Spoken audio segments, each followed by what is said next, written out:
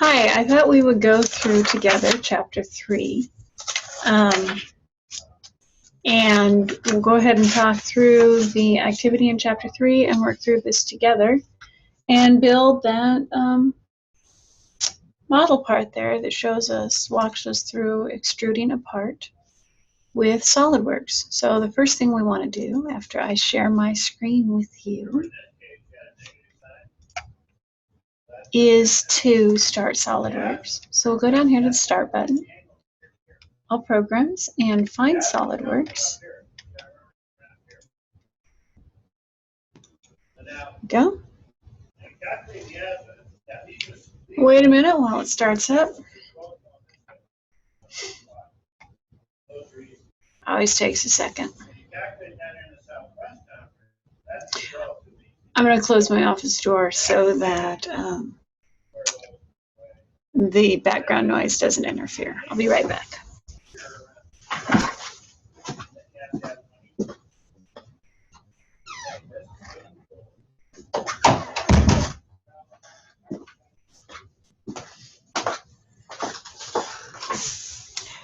Okay, I'm going to pause this recording while we wait for Solidworks to start up. You guys don't need to wait with me. Go ahead and get your system going if you haven't gotten it going already.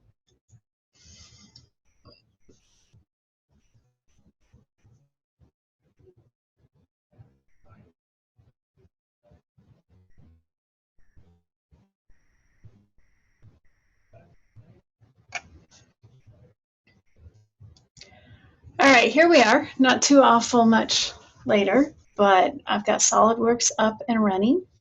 And what we want to do, the first thing we want to do is open a new document. So I'm going to click on this little blank sheet of paper right here and select a part. Now, parts are individual discrete units, and we put parts together to make assemblies, and then we put assemblies into drawings. We can also put parts into drawings, but for now, we're just going to build a part, a single thing. Once you select the part, then click on OK.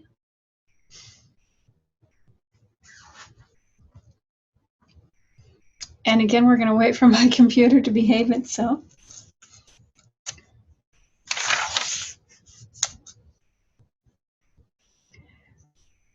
All right, now I'm on page 3-4 of your textbook, and it says to change the screen or the view. So we're going to click here on this little ball sitting on a checkered floor and click the down arrow and click plain white.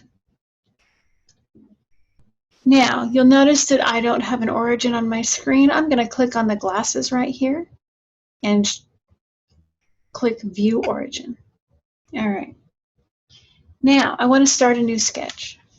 So I'm going to go over here, and I want to sketch on the front plane. So over here on the left, I'm going to select Front Plane. And that tells SolidWorks I want to sketch on that plane. And then I am going to click this pencil icon right up here in the upper left corner. Now, if it's not showing, make sure you've clicked on the Sketch tab, and then you can click on the pencil. And now we're going to sketch our basic shape. Now, the textbook just says to start sketching. Before you do that, actually, I want you to look down here in the lower right-hand corner. And if you flip back a ways to page 13, and look in the middle, there's a picture of a SolidWorks screen. And it says inches.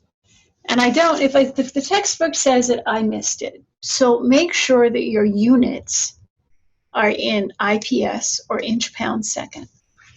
Now it also helps to know kind of what we're building so we can at least have our proportions right. So if we look again on page 13, you can see kind of the basic proportions of what we're building. There's units on that image in the middle of the page. We don't need to get those units exact, but it does help to be a little bit close as we move through this. So we're going to go ahead and follow the steps. So we're going to select a line because we're going to draw a line on this page. What Solidworks just did there was, for some reason, it did not know that I wanted to sketch on the front plane. If yours does that, just click on the front plane and it will tell you to, or you can tell it to sketch on the front plane if you click on it. So we're going to start in the origin. And now I'm going to go up about 4.5 inches, and you can see I want my line to be nice and vertical. And you can see that Solidworks tells me the approximate height of my line, and it doesn't have to be exact. Okay, close enough. And I'm going to go straight over horizontally about 1/2 inch. And then I'm going to drop down. And this really doesn't have to be very close at all. And then I'm going to scoot over. And then back up. And we will fix our dimensions after we get our basic shape drawn.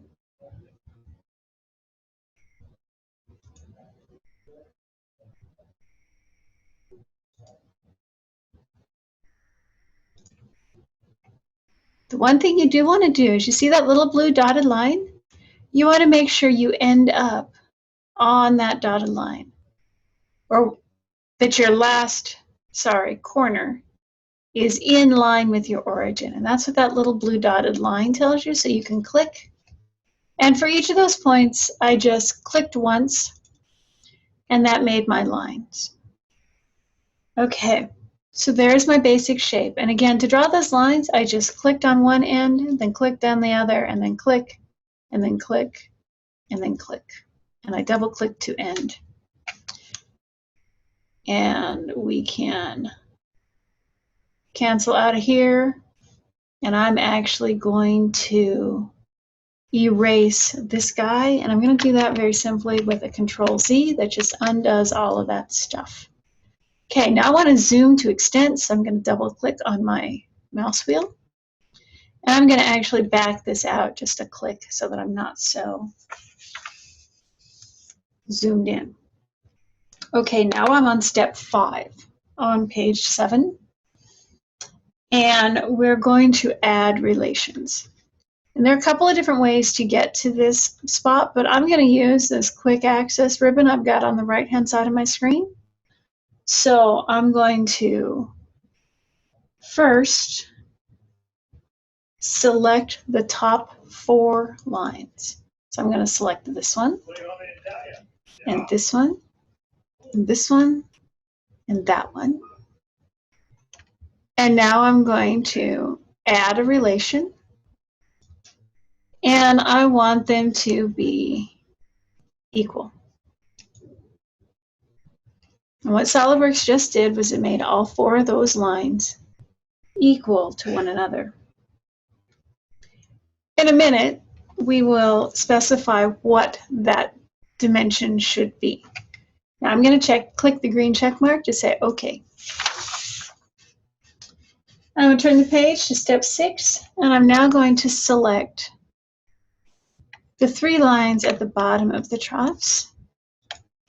And I want those lines to all lie on the same level. So I'm going to make them be collinear. Now, because I selected those, Solidworks actually gave me this little pop-up, and I'm going to make them collinear because I didn't cancel out of the add relations. So all of those options are still available to me. You can also click over there on the collinear on the left. So I'm going to click right there. And now this little symbol here tells me that those lines are collinear with one another. Okay, on page 9, there's a whole discussion of the different types of relationships that you can have between entities. And I'm going to leave those for you to familiarize yourself with. We will use most of them as we move through the course. All right, now what we want to do is we want to tell Solidworks that we want these horizontal lines to all be 1/2 inch. And what we're going to do actually is use this Smart Dimension tool right up here, this guy. There's another place to get to it. You can get to it over here on the ribbon next to the Exit Sketch button. We're going to use this Smart Dimension. And I'm going to actually tell SolidWorks that I want the distance between this line and that line to be 0.5 inches. And hit the green button. Now, if you notice, that meant all of these lines across the top here are now 1/2 inch. But let's go ahead and add the rest of those dimensions as shown on bottom of page 3-10. So I'm going to click on that vertical line and the far left line. And I want that distance to be 2.00 inches. Actually 2.000. And because I'm in IPS, that dimension defaults, or that unit defaults to inches. Now you notice that that shoved this bar into the one next to it. That's all right, because the next thing we're going to do is tell SolidWorks how far over to move that one. And we want that one to be 4 inches over. And that fixed that, and now we'll fix this last little bit.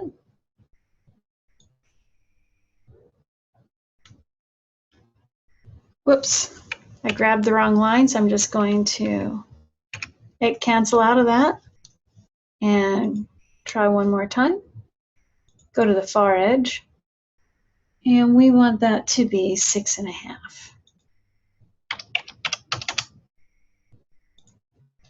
And again, I'm going to zoom to extents and leave that alone. Now, let's go ahead and click the blue check mark or green check mark up here to exit out of here. I'm going to adjust my spacing just a little bit so everything looks a little neater. Okay. You'll notice as we move through here that lines are turning black. That means that they are fully defined. And we're not quite fully defined, but we're getting closer. We've got some more dimensions to add. These are vertical dimensions. So let's go ahead and click that Smart Dimension box.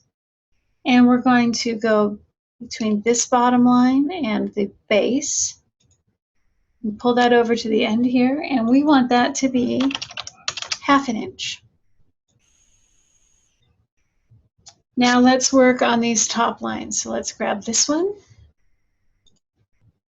and tell SolidWorks that we want that to be 1.5 inches. And this bar needs to be 2.5 inches. And the next one needs to be 3.5. And the tallest one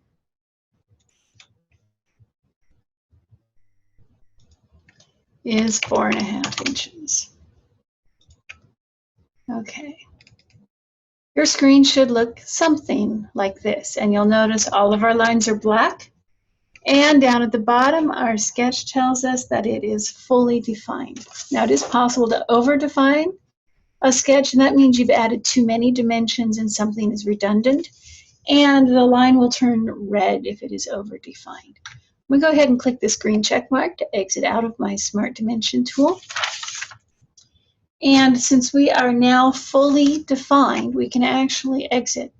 But before we do, I want to show you each of these green symbols that turns orange when I highlight up or hover over it tells us what relation that line is involved in. The sketches can get a little noisy with those showing. We can actually click on my little glasses up here at the top, and we can turn those off by clicking this little symbol right here. Now the relations don't go away, but the symbols do. We can turn them back on by again clicking that little guy there. Go ahead and turn them off. Okay, and now we are done here. So we actually are going to go ahead and extrude this shape.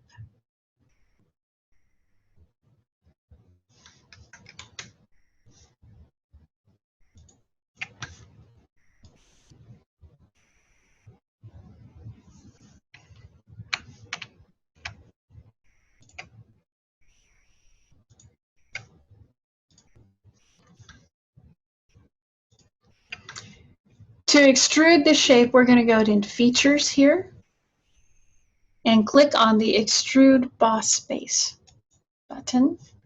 When we do that, we can see that we get some options, and SolidWorks is starting to make this thing thick in 3 dimensions.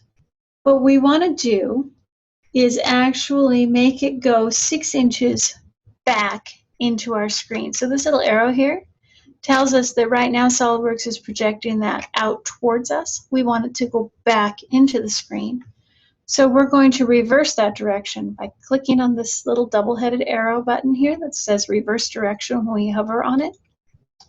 We're going to leave our setting as blind, and we want to make our piece be 6 inches deep. Inches. Make your screen look like this, and then click the green check mark, and you will get a 3-dimensional shape.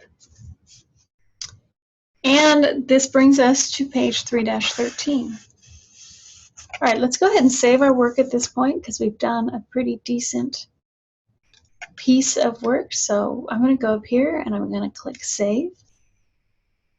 And actually, I'm going to click the little down arrow and do a Save As so that I can give myself, give it a name. And I'm going to put this out here in my shared folders because my hard drive's getting full. So browse to whatever path it is you want to save yours to. And I'm going to put mine here. And I'm just going to name this DRF 263, whoops, Chapter 3. And we'll leave it like that. The name on this one isn't so critical, just as long as you can find it when you, because you're not going to submit this one. Okay, so the next step now, we want to work on that kind of, it's sort of a rounded shape that goes through the middle of this piece that we're building. So if you look on page 3-2, you can see what we're actually building. And we're now working on that portion that goes through the middle of all of these bars. So what we've done is we've built the ribs. Now we're building the centerpiece. And we're going to do this by sketching on this plane right here. So what we're going to do is we want to click that we're going to sketch on that face, and then we're going to go to our sketch tab and click sketch. And this now opens up a sketch window. Now what we want to do is we want to draw a circle on here somewhere near the center. So you can click circle right here and just draw. So you click and hold to draw a circle, and then click OK to finish the drawing, the sketch piece. Now one thing I like to do is I really like to look normal to the plane that I'm sketching. So I'm going to click this little normal to guy right here. And what that does is that actually rotates my view to be a front view. So this line here is the top of that lowest rib. This line here is the middle, top of the second rib. This is the top of the third rib, and this is the top of the fourth rib. Now there are hidden lines also that you can see right there. That bottom orange line is actually the base. So if we compare what we're looking at here, this is the perspective view. We can look at a top view that looks like this. We can look at a right, which is the normal to my sketch screen. We can look at a left, which looks similar, except all of those ribs are now hidden. We can look at a back or a front. Now, I'm going to go ahead and go normal to this plane I'm sketching on. What I want is I want my circle to be a 2-inch diameter circle. And I want the center to be 2.5 inches down from the top. Whoops. Go back to my smart dimension. Center. And the top line. Bring it over to the side here and put in 2.5, oops, 2.250. And click the green check mark. And I want it to be 3 inches from the left-hand edge.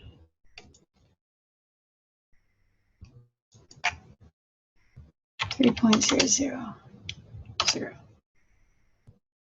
And click the green check mark. Zoom to extents. Now, down at the bottom, page 3-15, you'll see that we need to add a few lines. So I'm going to jump out of there, and I want to click the line. And the first thing I want is a line that goes. So I don't actually want to start my line at the center. I want to start my line at this quadrant point right here. And then I'm going to come down, and when we get close to that hidden edge, it should auto snap, and it's not. So I'm going to go change my view because I want it to be vertical and snapping to that bottom edge right there. And then we're going to go along the bottom edge, and this will be easier if I can do it normal. There we go. So I'm going to come up here and I'm going to reference that point because what I want is my line to be aligned with that bottom quadrant or that other quadrant point, which I got Solidworks to do by hovering on that point. It would give me then a reference line. So now I'm going to click on that corner, and I'm going to go up to here, and this again snaps to that circle. And I'm done. So I'm going to go over here, and actually I'm going to go ahead and double click on that point and then click the green arrow. Okay, let's again zoom to extents by double clicking on the mouse wheel. And now my view looks a lot like the right-hand view on page 3-15. So what we're going to do now is we're going to trim off the lines we don't need. So we're going to select Trim Entities from the sketch bar. So I'm going to go up here, and I hovered over, so my toolbar has disappeared. Hover over that right-hand arrow and then click Tools. And we want Trim.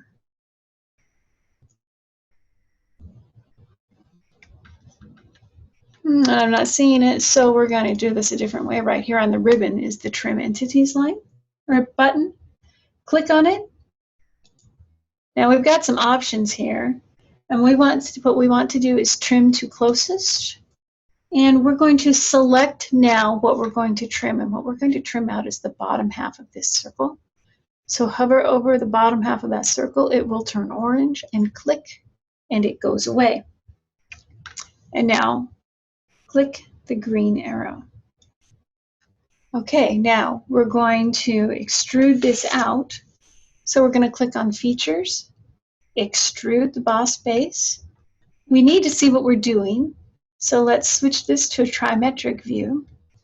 And what we want to do is we want to extrude this all the way from this back plane here, this edge, to this front edge.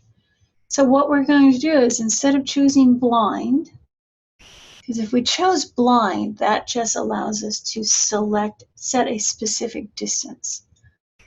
If we went up to next, that would take us just to this edge. We can go up to some surface and select which surface we want to go to, or we can select through all, and that will extrude that shape all the way to the front edge. So set this to be through all.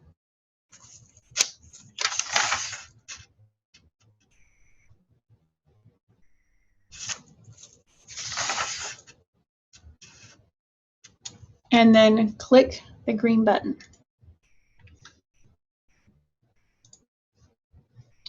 And your shape should look something like this. What this did was it extruded this kind of hut shape all the way through all of those ribs, from one end to the other. The extra material on the faces was removed automatically, so we don't have to worry about that. You can see that if I hover on this rib now, it's got a hole through it, kind of like an arched bridge. Let's go ahead and save our work. Just click the little disc. And now on page 22, what we're going to do is we're going to add some fillets. So we're going to round our edges. So we're going to choose this fillet option here.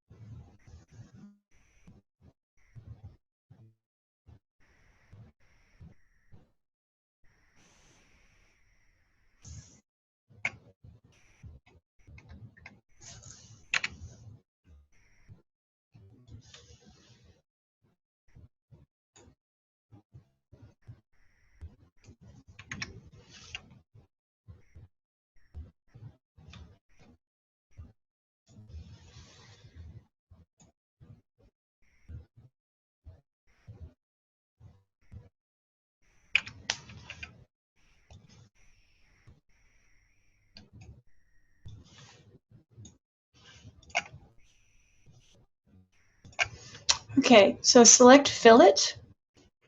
Set your radius to be 0.125. Now the next thing we need to do is tell Solidworks which edges we're going to select. Now your textbook goes to setting your system options to allow you to lasso. If you did that, go ahead and lasso around the part. But I find it's just as easy to use a box selection. So I just, no, that didn't do it. Okay. Maybe it will. Yes. I just started at one corner and drew a rectangle, and I accidentally exited out of there. So you can also select all of your edges first and then click fillet.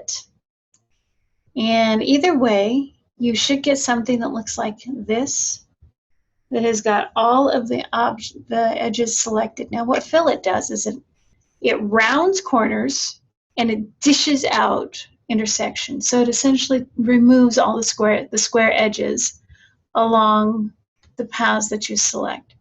So get all of your edges selected, select the fillet, set your radius to 0.125 and click OK.